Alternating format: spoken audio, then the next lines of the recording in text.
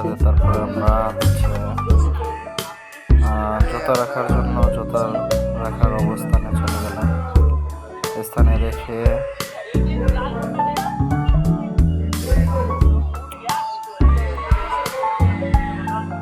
ভেতরে ঢুকলাম, রাখলাম। এরপর জুতা রাখার পরে তারপর চিন্তা করলাম যে মসজিদের ভিতরে যাব।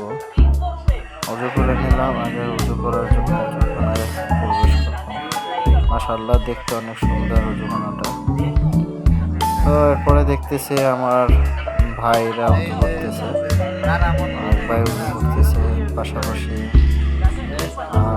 আমার ভাস্তা উজু করতেছে। তো আমি চিন্তা করলাম যে আমি উজু করে নিই। তো আমি উজু করলাম, উজু করে নিলাম। তারপর মসজিদের ভিতরে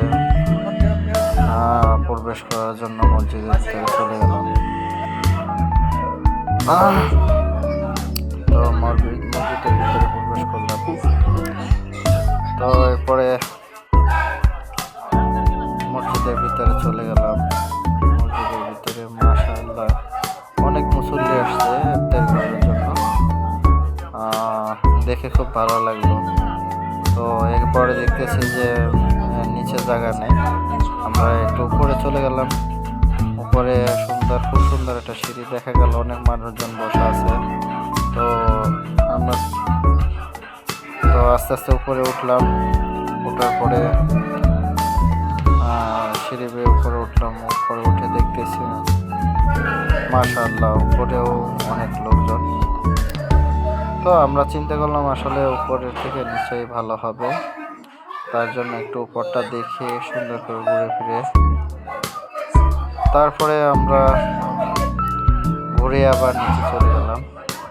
তো অনেকে দেখতেছে আর আমাদেরকে হাই দিতেছে। ভালোই লাগতেছে।